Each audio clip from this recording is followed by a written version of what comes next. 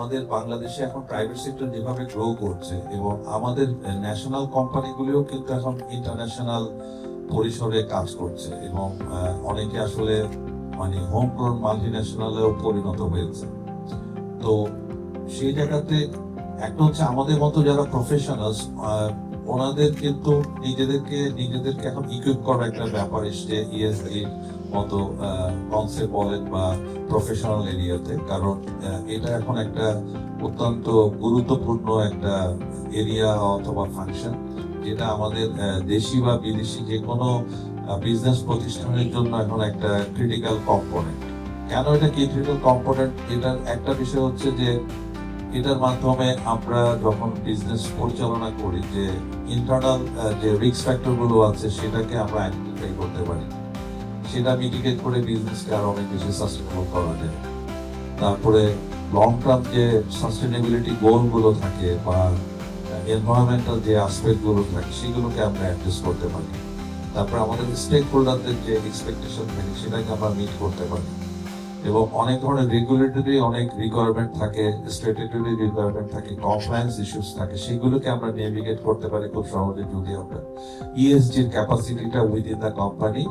অনেক বেশি ভালো থাকে। আর পাশাপাশি যেটা অলরেডি বক্তব্য শুরুতে আলোচনা এসেছে যে অ্যাক্সেস টু ক্যাপিটাল, আপনার যখন ইএসজির প্যারামিটার গুলিতে আপনি অনেক বেশি ভালো থাকবেন অ্যাজ এ বিজনেস, আপনি তখন যেটা করতে পারবেন সেটা হচ্ছে যে আপনি ইন্টারনাল এবং এক্সটার্নাল রিসোর্সকে অ্যাট্রাক্ট করতে পারবেন। ইভেন আপনি কনজিউমার হিসেবেও কিন্তু যখন একটা পণ্য বা সেবা কিনেন, আপনি তখন কিন্তু একটা রেসপন্সিবল, ইথিক্যালি রেসপন্সিবল, কমপ্লায়েন্ট কোম্পানির দিকে আপনার একটা মনোযোগ থাকে এবং তাদের সাথে আপনি লেনদেন করতে চান,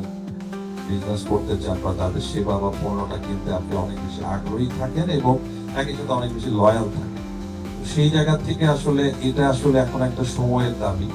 এবং সেই আলোকে ইএসজি ইনস্টিটিউট যে বুট ক্যাম্পটা আয়োজন করতে যাচ্ছে সেটা খুবই টাইমলি, যেটা অলরেডি আমার পূর্ববর্তী বক্তারা বলেছেন।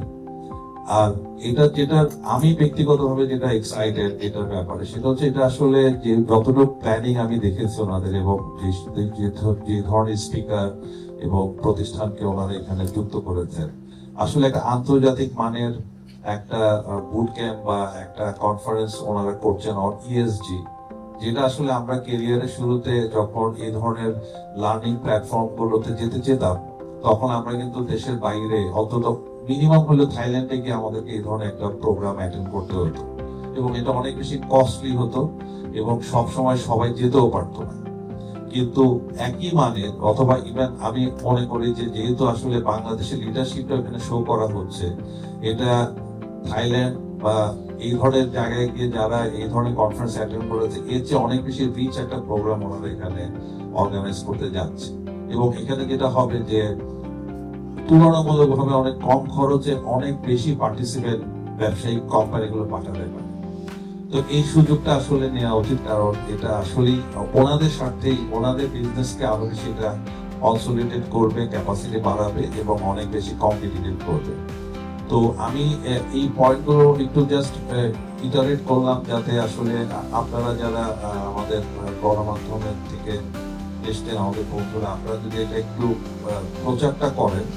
ওনারা শুনতে পারবে, জানতে পারবে, তাহলে ওনারা এখানে পার্টিসিপেট করতে পারবে, কারণ এটা একটা বড় অপরচুনিটি। আর পাশাপাশি যেটা হচ্ছে যে আসলে আমরা এখন বাংলাদেশের ইকোনমিক্যালি যে গ্রোথ ট্রাজেক্টরিতে আছি, আমাদের আসলে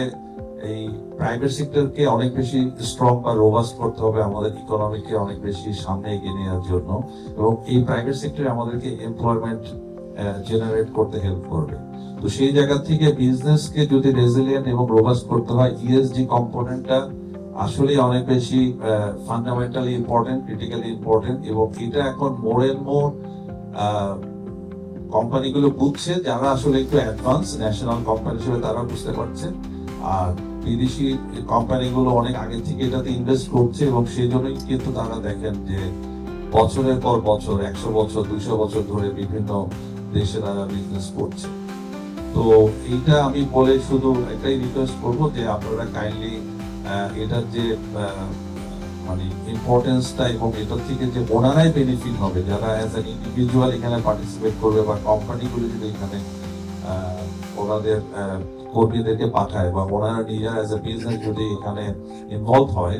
এটা কিন্তু ওনাদের বিজনেসকে অনেক বেশি কনসলিডেট করবে, কম্পিটিটিভ করবে এবং অবভিয়াসলি লং টার্মে it will give the benefit. I just wanted to add this point. Thank you very much.